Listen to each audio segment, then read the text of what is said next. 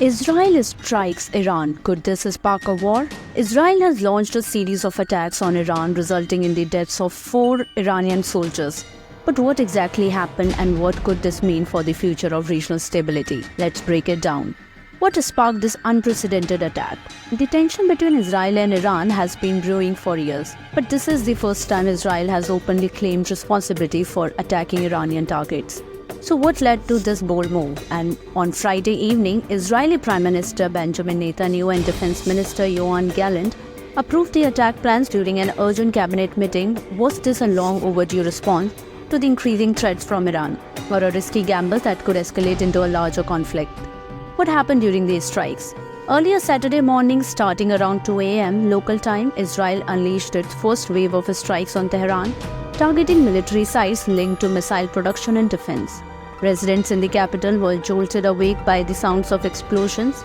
Can you imagine waking up to that chaos by 6 a.m.? Israel announced that it had completed its operation dubbed Days of Reckoning. But was this a decisive victory for Israel, or just the beginning of a more complicated saga?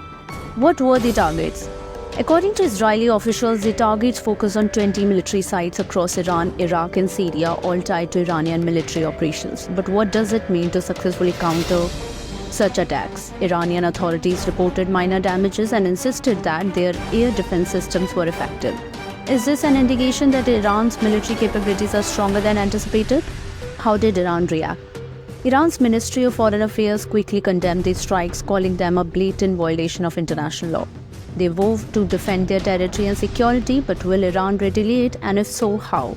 With tensions already high, any retaliation could lead to further escalation. How will this affect the fragile peace in the region? What's next for the region?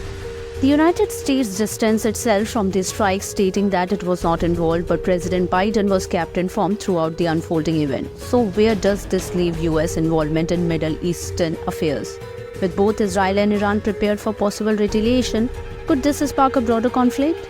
As the dust settles, analysts are left pondering the implications of this unprecedented attack. Will Iran strike back? How will other nations in the region respond? And what does this mean for global security? One thing is for sure, the world will be watching closely as these events unfold. In a region marked by complexity and historical animosities, the latest chapter raises more questions than answers. What's your take on this situation? Will we see a peaceful resolution, or are we on the brink of a larger conflict?